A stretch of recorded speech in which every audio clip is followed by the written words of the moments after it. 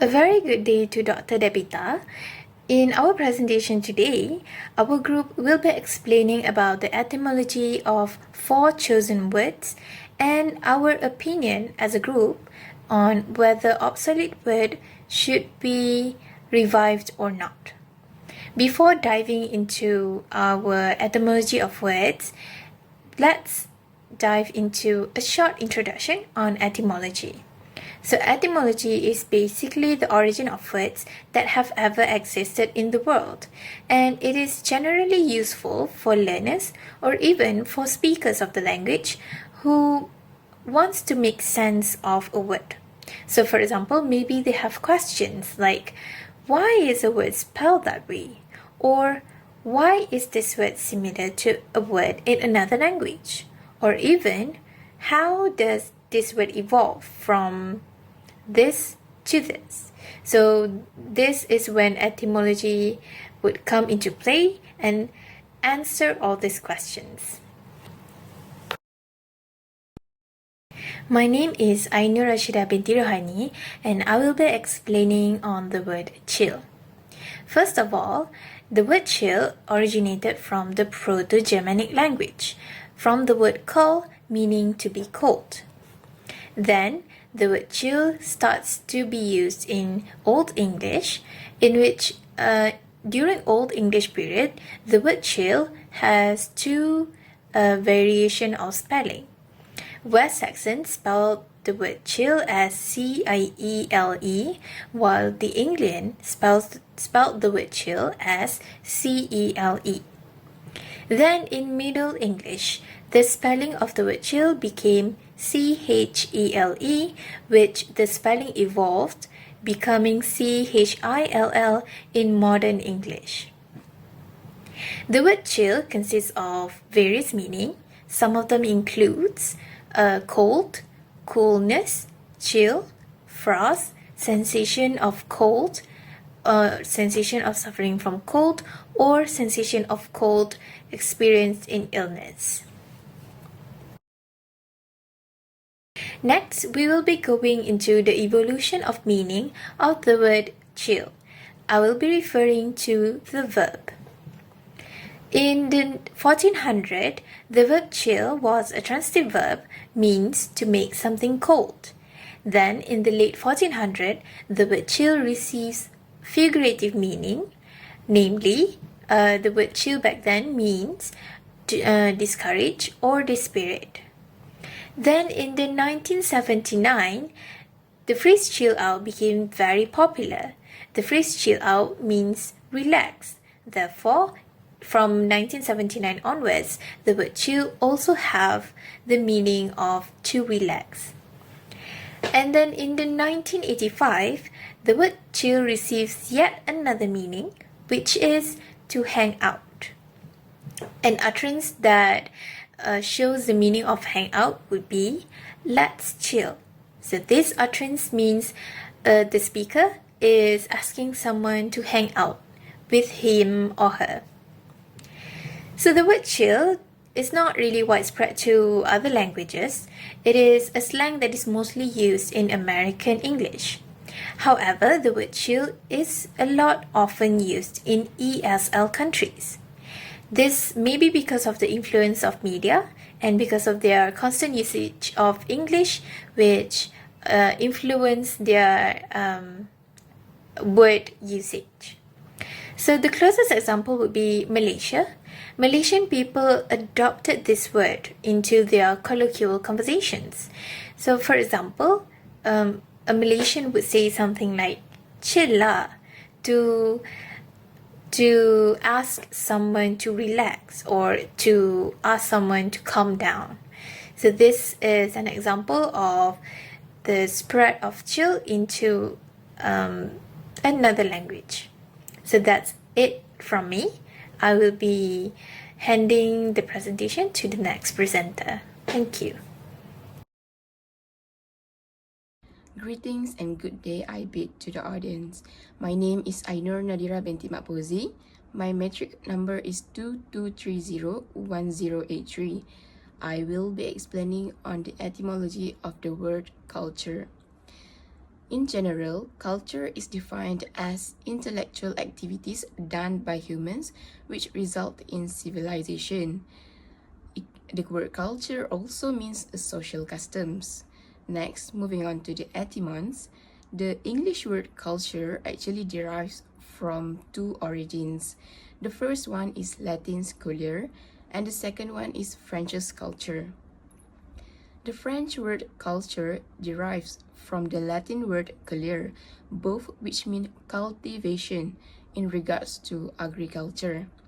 Despite French being influenced by Latin, the English word culture that we know today takes meaning from both of these words. Next, I will move on to the next section, which is the timeline of the noun culture. I will be explaining its evolution and the changes in its meaning over time. As mentioned before, the first meaning of culture was cultivation in terms of agriculture. This term was widely used during the Middle English period. Next, during the late 1700s, the meaning of cultivation remained. However, its regards changed to marine lives, such as fish and clams. Around the same period, it transitioned into another meaning, that is production of bacteria. Moving on to 1805, the meaning changed to become somewhat closely related to the meaning of culture that we know today, that is intellect in society. And lastly, during the 1867, the word culture is what we know today. That means collective intellectual development. The spread of this word to other languages. As far as I have conducted my research on this word, I have found nothing that proves this English word to have an influence on other languages. Culture remains an English word derived from Latin and French. It has no notable spread on other languages. That is all from me. Thank you for listening. I will pass on to the next member. Hello, my name is Nur Alwani binti Nazri with a metric number 22301069. Today I'll be explaining to you about the word emoji. The word emoji comes from the Japanese word, which is the first symbol pronounced as E, means picture, and second and third symbol pronounced as moji, means character. So, the meaning of emoji is a picture character. These accurately reflect their nature as visual symbol used in digital communication. Emoji used to convey emotion, ideas, and messages in online communication. It can be used to lighten the mood of an online conversation by creating a casual vibe and a friendly vibe. It can also be used to replace some words. Emoji exists in various types, including facial expression, activities, food, and many more.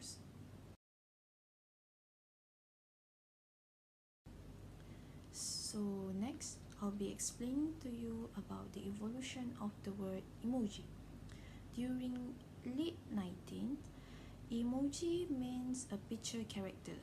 It was created for the use of mobile phones. It is a simple visual representation of basic emotion and objects such as smiley face, heart, and flowers. It primarily used in Japan for mobile phone communication. They quickly gained popularity and eventually spread to the other part of the world. Today, emoji are used in a wide variety of ways, from expressing emotion to conveying ideas and concepts. From Japan, the concept of using small pictures to express emotions and ideas spread globally. In the early 20s, this emoji was often referred to as a pictograph or icons. They represented a basic emotion like happiness, sadness, and surprise. Lastly, during 2010 until now, Emoji have become a universal language that transcending linguistic barrier and cultural difference. With a rise of smartphone and social media, they have become a significant part of a digital communication. Emoji evolved from a simple icon to a library of diverse characters representing everything from the food and animals to a profession and activities. The word emojis has been adopted into many languages worldwide. It is often used with its original Japanese pronunciation, such as, for example, Bahasa Melayu and English language also use the word emoji to refer to the small digital image that can express emotion, ideas, and messages in visual communication. That's all from me. Thank you. Next, let's talk about the etymology of word juicy. Before we start, let me introduce myself first. My name is Afifafika binti Sufiani with Pentix number 22301080. So, the word juicy is most commonly associated with food and drinks. It is used to describe something that is pleasantly moist and flavorful or interesting. However, the term has broadened in its usage to describe things beyond food. When used metaphorically, juicy can also describe something that is intriguing, exciting, or full of rich details, especially in the context of stories, gossip, or situations. Similarly, when used to describe a person, juicy could imply someone who is exciting, full of energy, or someone who has a lot of gossip-worthy qualities. Now, let's trace its origin. First, Middle English influence. So the word juicy comes from the Middle English word juice, which means juice. This itself was derived from the Old French word jus, meaning liquid or juice, which referred to the natural fluids of plants and animals. Juice was borrowed from the Latin word, meaning broth or liquid, which could refer to any kind of liquid, often with culinary implications. Now, juice. Juice, on the other hand, comes from the Latin gardenium, meaning joy or pleasure, which later evolved into words like joyous in English. So joyous and juicy don't share the same roots, despite the similar sounds in Old French. So, while both words might seem related due to their phonetic similarity in Old French, their origins are actually quite spread. So juicy is tied to the liquid sense from juice, while juice is related to happiness or pleasure. In short, juicy can describe anything that offers richness, depth, or appeal, whether it's in the form of food, entertainment, or people. Now, let's talk about evolution of meaning word juicy. The evolution of the word juicy as an adjective offers an interesting glimpse into how language adapts over time, broadening its meaning while maintaining its core associations. Let's explore the shift in detail. In the early 53rd century, the word juicy was primarily used in its most literal sense, rooted in its original Old French word juice. This early use of juicy describes something that contained juice, moisture, or liquid, usually in relation to food. It was often used to describe fruits like apples, oranges, or berries, and meats that were tender and moist. So the word emphasized the sensory experience of consuming something full of liquid, which is typically associated with freshness and flavor. The focus was almost entirely on the physical, tangible quality of the food. The meaning was very literal and was mostly confined to culinary descriptions. Now let's go to in 18th and 19th century. In 18th century, while juicy was still largely linked to its food-related meanings, its application began to stretch into describing things or situations that were pleasurable, indulgent, and even indulgent in a sensual way. 19th century, juicy became more overly provocative and sensual. It was used in literature and poetry to evoke romance, passion, and something sexual tension. It could describe people, stories, or situations in a way that subtly alluded to sensuality, attractiveness, and temptation, paving the way for later, more explicit uses.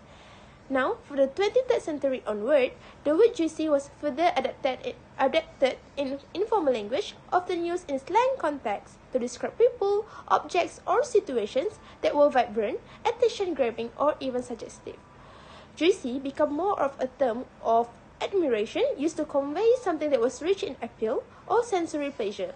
It was no longer confined to food or drinks, but was now applied to a broad range of subjects. Modern-day internet and social media have made the term juicy widely accessible, particularly in its figurative use to describe things that are exciting and provocative. As a time went by, the word juicy has spread to other languages primarily through the global influence of English. The word juicy, like many other English terms, likely spread to other languages through cultural exchange, trade, colonization, and the influence of media, especially in the modern era. That's all from me. I will pass this presentation to the next presenter. Hello everyone, my name is Alia Maisara binti Muhammad Haidar. My matric number is 22301074. Today I will be presenting our group's thoughts on bringing obsolete English words back to life. But first, let me ask you this. Have you ever stumbled upon a word that sounds some sort of like ancient and somehow you seem to have never seen it before? Because that seems to be the case for me when I came across these three words here. Alright, let's first take a look at the first word, which is weird. There are two different ways of pronouncing this word because this is an Old English word. Therefore, there will be different interpretations on how you should pronounce this word. One way of pronouncing it is weird, similar to how you would pronounce W-E-I-R-D. And another way of pronouncing it as word, similar to how you would pronounce W-O-R-D. However, I am going to pronounce it as weird because this pronunciation is more common. So, in Beowulf, weird used to represent an unavoidable force or threat of fate. You know, something that shapes the course of event and that beyond anyone's control. That is what weird is. Interestingly, weird also carries a similar meaning to the Islamic expression, which is Qada and Qadar. In Islam, Qada and Qadar refers to the destiny and the idea that everything that happens are all according to God's plan. Now, let's take a look at the second word, which is overmorrow. Overmorrow simply means the day after tomorrow. While today we commonly use phrases like 2 days from now or the day after tomorrow. However, overmorrow was once the perfect and efficient word to describe that concept. This is because overmorrow simply cut straight to the point and remove unnecessary words. And then the last word, fudgel. Well, I'm sure we have all been I'm sure we have all been guilty of a little fudgel from time to time, haven't we? You know, it's that moment when we are sitting at our desk, looking busy, but in reality, we are not actually getting anything done. That is what fudgel is. Alright, now that we have reviewed the three obsolete words, let's move on to the second slide. So, our group has agreed that we should bring these obsolete English words back to life. From our standpoint, we can see three advantages of reviving these seemingly forgotten words. First, the word overmorrow is a perfect example for practicality. Instead of saying the whole phrase, we can just say overmorrow. The word overmorrow only requires 4 syllables, while the phrase the day after tomorrow requires 7 syllables. In this case, we can see that the word overmorrow is especially handy if you want to get our point straight as it saves time and makes our sentence shorter. Then, when it comes to aesthetic appeal, the word weird adds some sort of sophisticated feeling when we say it out loud. Not to forget, the word weird can also add a touch of classic charm to our sentence. Then, for our last reason of why we should revive obsolete English words is that they can spark curiosity of other people. The concept of fudgel is something that I'm sure that most people have experienced, whether it's daydreaming at our desk or scrolling through our phone while looking busy. However, the word fudgel itself is unfamiliar to most modern speakers. As we know, humans are naturally curious about the things that they don't understand. So using a word like fudgel in our conversation will definitely capture attention and spark that curiosity in other people. So in short, reviving obsolete English words like weird, overmorrow and fudgel can make our language more practical, add aesthetic appeal and also spark curiosity of other people. And that is all from our group. Thank you.